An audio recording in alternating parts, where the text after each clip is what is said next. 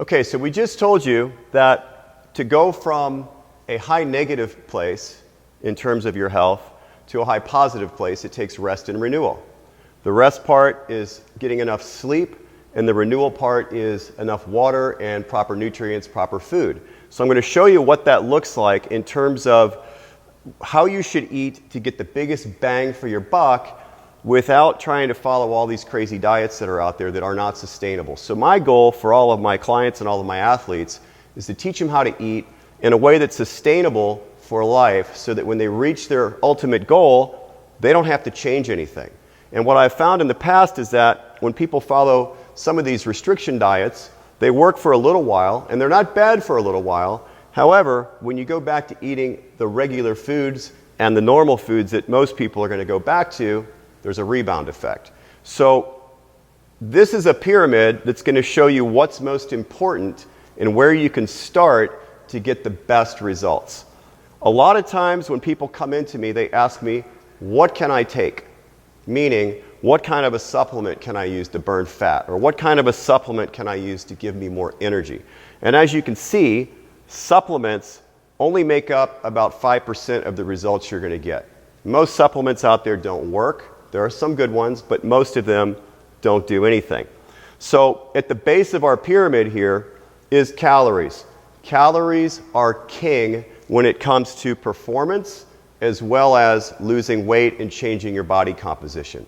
There's no way around the energy equation. If you want to lose weight, you have to eat less and burn more calories. If you want to gain muscle, you have to eat more calories than you're burning to fuel that growth. There are some exceptions to that rule. If somebody's taking performance-enhancing supplements, they can get away with not eating enough food and still gaining muscle. The other thing is if somebody's never trained with weights before and they're new to that and they start working out with weights, they're going to gain some muscle just because it's a new stimulus. But as a general rule of thumb, calories are king. 60% of the results you get are going to go right here. So if that's all you worked on, you're going to get pretty good results. The next thing in line would be your macros, your carbohydrates, your fats, and your proteins, and what that ratio looks like. So everybody has their own ratio that works best for them. Some people do better with low carb. Some people do better with high protein, higher fat. And that takes a little bit of messing around to figure out what works best for you. But even within that whole scenario, 20% of your results come from that. So it's not a huge amount of difference, but it is another 20%.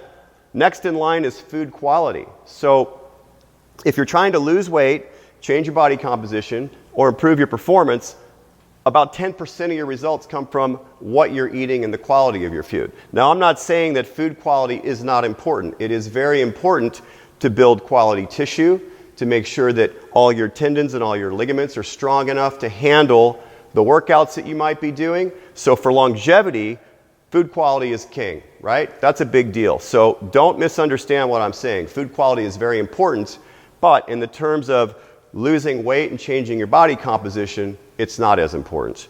So the next thing on our pyramid here is timing. When should you eat your meals? Some people like to fast all day. Some people like to eat 5 meals per day, and other people just want to do 3 meals or 1. Whatever works for you is fine. It's only 5% of the equation. Last thing that we've already mentioned, supplements. Supplements will give you a little bit more of an edge. So what I tell my clients is, let's nail this first, and let's try to work this in there with it. Okay? Once you're on a good plan that's got these things dialed in, then we start looking at food quality. Maybe your breakfast consists of a bagel and cream cheese, and we want to make that a sprouted bagel with a nut butter on it instead. That's a little bit better.